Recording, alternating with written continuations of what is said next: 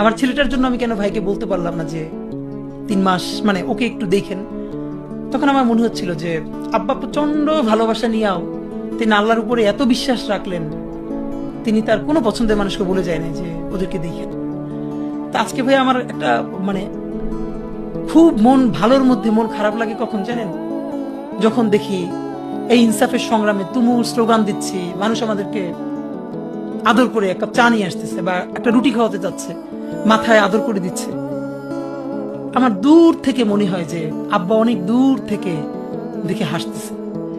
আমার জীবনে খুব তৃপ্তি হইতো যদি এইটা আব্বা কোনোদিন প্রকাশ্যে দেখতো, যে তার যেই ছেলে মেয়েগুলোর জন্য তিনি প্রচন্ড কষ্ট নিয়ে মারা গেলেন, শেষ পর্যন্ত কিন্তু কাউকে বললেন না, তার ছেলে মেয়েগুলোরে আল্লাহ দেশের জন্য কিছু করার হইলেও সুযোগ দিছে।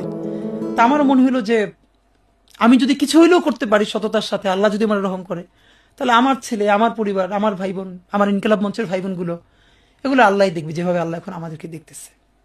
সুতরাং কারো কাছে আর কোনো প্রত্যাশা নাই।